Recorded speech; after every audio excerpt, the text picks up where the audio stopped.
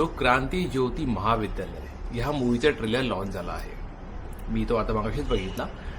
Teaser बघितला होता, त्यातच मला एक अंदाज आला होता की मूवी कशाबद्दल असणार आहे. म्हणजे टीजरचे एंडिंगला एक सीन आहे ज्यात सचिन खेडेकर स्टुडंट्सला विचारतात की कोणाकोणी सहमती आहे की आपली ही शाळा तुटून इथे नवीन शाळा बांधली गेली पाहिजे. त्यात खूप जण हातवरती करतात आणि टीजर तिथे एंड होतो.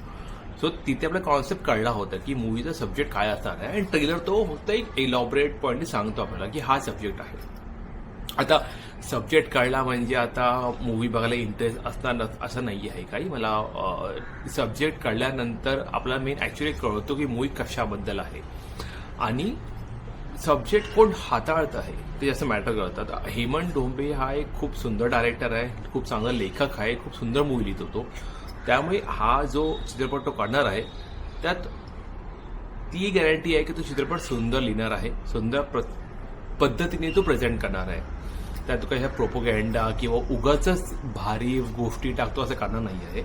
ते जुने पिक्चर बघा, झिम्मा बघा तुम्ही, त्याच्या आगे फर्स्ट क्लास दावाडे बघा, तुम्ही पिक्चर चांगल्या पद्धतीने मांडले गेले आहेत. हा पिक्चरची स्टोरी ही एक नॉर्मल आहे की शाळा पाडणार आहे म्हणून प्रिन्सिपल आपल्या काही जुन्या विद्यार्थ्यांना बोलू इच्छितो आणि त्यांचा सपोर्ट त्याला हवा आहे की ही शाळा आता तुटली नाही पाहिजे. आणि त्यांच्या पॉईंटनी तो समजून घ्यायचा प्रयत्न करतो की काय गरज आहे मराठी मीडियमची शाळा जी आहे ती पाडून इंग्लिश मीडियम किंवा इंटरनॅशनल स्कूल बनवायची गरज का आहे, ती गरज आहे काळाची. तर ते समजून घ्यायचा प्रयत्न आय थिंक ते प्रिन्सिपल करणार आहे याच्यामध्ये. आणि त्यात आपल्याला प्रत्येक जो बॅच आहे आणि त्यातली मुलं जी आहेत त्यांची बॅक स्टोरी करणार थोडीशी, की ते शाळेत त्यांना त्यांच्या आठवणी काढणार की त्या काळात काय चालू होतं. म्हणजे ऑब्व्हियसली 80s-90s जी बॉर्नवाली मुलं आहेत त्यांना माहिती आहे की त्यावेळी मराठी मीडियम शाळेमध्ये कसे वागणुकी असायची, म्हणजे कसे वागायचे मुलं. म्हणजे बापाच्या नावावरती हाक मारणं की आडनावावरती हाक मारणं, समोरच्या त्याच्या नावाने कधी हाक मारलीच गेली नाही त्याला, पराक्रम करणं, टीचरवर क्रश, तो एक सीन त्या दाखवला गेला आहे नार्वेकर मॅडममधून. आहे तर तो एक त्या पॉईंटला घेऊन खेळून हा चित्रपट पुढे जाणार.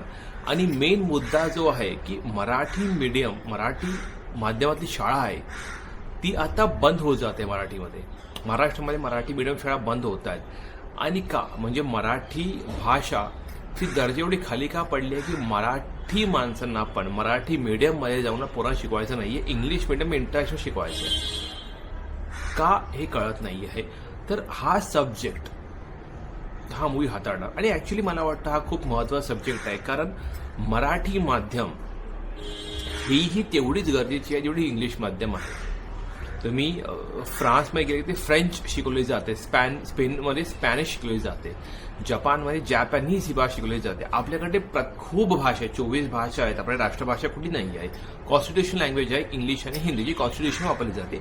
आपल्याकडे प्रत्येक राज्याची एक भाषा, इनफॅक्ट मणिपूर आहे यांची, मेघालयाची इंग्लिश ही मातृभाषा आहे. तशी प्रत्येक राज्याची एक भाषा आहे. तर ती प्रत्येक राज्याची भाषा जी आहे त्यांची जोपासली गेली पाहिजे आणि तिकडली शाळाही असली गेली पाहिजे. आता आपल्याकडे आपण जरा बिझनेस पॉईंट ऑफ व्ह्यूनी हे जरा महाराष्ट्र, मुंबई जरा जास्त अर्बन झालं, त्यामुळे ती लोकल लँग्वेजला माणसं प्राधान्य देत नाही आहे आणि इथे आपण चुकतो आहे. आणि आय गेस हा मूवी तो पॉईंट एक्सप्लोर करून थोडी का असं माणसे डोळे उघडले आणि त्यांना कळलं की मराठी माध्यम आणि इंग्लिश माध्यमामध्ये काही फरक नाही आहे. तुम्ही कुठेही जा, पोरांना ते ज्ञान शिकलं गेलं पाहिजे. कारण आत्ताच्या याच्यामध्ये तुम्ही शाळेत गेला तर तुम्हाला शिकवलं जात नाही, तुम्हाला फक्त रट्टा मारलं गेलं जातं की रट्टा मारा आणि तुम्ही पास व्हा, तुम्ही ज्ञान घेत नाही त्यामध्ये. आणि इंग्लिश मिडियममध्ये गेल्यावर तुम्ही खूप भारी इंग्लिश बोलणं असंही नसतं. इंग्लिश मिडियममध्ये जाऊन तुम्ही इंग्लिश बोलणंच नाही. मी बघितले मराठी मिडियममध्ये पोरं आता फॉरेनमध्ये जॉब करतायत, काही इश्यू नाही आहे. आता तुम्ही इंग्लिश बोलून किती बोलणार, तुम्ही युरोपमध्ये गेला, तुम्ही फ्रान्समध्ये गेला फ्रेंच शिकायला लागणार तुम्हाला, स्पेनमध्ये स्पॅनिश शिकायला लागणार, तुम्ही कॅनडामध्ये गेला की फ्रेंच बोला लागतं तुम्हाला, जपानमध्ये जापानीज, साऊथ कोरियामध्ये कोरियन नाही इंग्लिश, चायनामध्ये मॅन्डरिन लागते. इंग्लिश कुठे जास्त बोलणार तुम्ही. इंग्लिशचा जो पॉप्युलेशन आहे तो खूप लिमिटेड आहे आणि आपण इंग्लिशला जास्त प्राधान्य देतोय. तर मला वाटतं की इंग्लिश ही भाषा आहे महत्त्वाची, पण त्याच्यावर तुमची जी भाषा आहे ती खूप महत्त्वाची आहे. आणि या चित्रपटाने जो काम त्याला करायचं तर त्यांनी केलं. तर आय गेस जो मुद्दा जो आहे भाषेचा किंवा भाषेतून शिकण्याचा तो जास्त ढकलला गेला पुढे, तो ॲक्च्युली पुढे आला पाहिजे. आणि सध्याच्या याच्यामध्ये स्टेट बोर्डला पण प्राधान्य देत नाही. सगळ्यांना CBSE ICSE सगळ्यांना जायचं आहे. मला माहिती नाही का की त्यांना असं वाटतं की CBSE ICSE करून पूर्ण डायरेक्ट फॉरेनमध्ये काम करणार आहे. मला माहिती नाही काय चालू आहे, पण हे एक ट्रेंड चालू आहे आणि खिशात पैसे असले नसले तरी माणसं टाकून तिकडे पोरांना शाळेत घालतात, मोठमोठ्या शाळेत CBSE ICSE बोर्डमध्ये.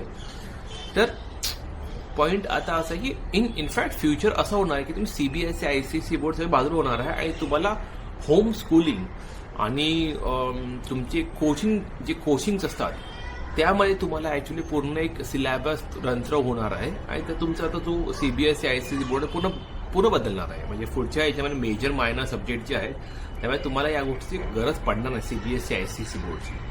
तर मला वाटतं या पॉईंट ऑफ व्ह्यूमध्ये आता अशा प्रकारचे चित्रपट येणं खूप गरजेचे आहे आणि म्हणजे आपली भाषेतले शाळा जे आहेत ते पूर्णपणे गायब होऊन जाऊन म्हणजे गायब होतील आणि त्याच्यानंतर आपलं आठवत खूप वाईट होईल. तर हे कुठे ना कुठेही सुरुवात झाली पाहिजे होती. सुरुवात आता होते आणि असा चित्रपट खूप चांगल्या पद्धतीने म्हणजे खूप चांगला डायरेक्टर असे सब्जेक्ट घेऊन आणतोय, प्रेझेंट करतोय, हे बघून खूप बरं वाटतंय. चित्रपट बघून असं वाटतं खूप हलका फुलका असताना जास्त एकदम हार्ड हिटिंग जास्त एकदम प्रेशर न देणार, तो सॉफ्ट टोनमध्ये तो त्या गोष्टीला इम्पॅक्ट टाकण्याचा प्रयत्न करणार. कारण आपल्या इथे सध्या ड्रामा असेल तर कॉमेडी लागते, कॉमेडी टाकून म्हणजे कॉमेडी दिसली आपल्याला ह्याच्यामध्ये आहे ट्रेलरमध्ये दिसली आपल्याला, कॉमेडी टाकून त्यात तो सब्जेक्ट मांडणार आणि मग तिथे इम्पॅक्ट करणार, हार्ड हिट इम्पॅक्ट करणार असं मला वाटतंय. सो येस, मी एक्सायटेड आहे हा मूवी बघण्यासाठी. हा मूवी रिलीज कधी होतोय तर मी चेक 1 जानेवारी 2026 रोजी हा मूवी रिलीज होतोय आणि मला नक्की वेळ भेटला तर हा चित्रपट बघायला नक्की जाणार मी आणि तुम्हाला वेळ भेटला तर नक्की हा चित्रपट बघा आणि चित्रपट आल्यानंतर बघू हा चित्रपट कसा होता, सब्जेक्टिंग कसे मांडले हे सगळे रिव्ह्यू मी पुढे येत्या व्हिडिओमध्ये दिलेच तुम्हाला. तर हा व्हिडिओ आवडला असेल नक्की लाईक करा, शेअर करा, सबस्क्राईब करा. भेटूया आपण पुढच्या व्हिडिओमध्ये. तोपर्यंत बाय.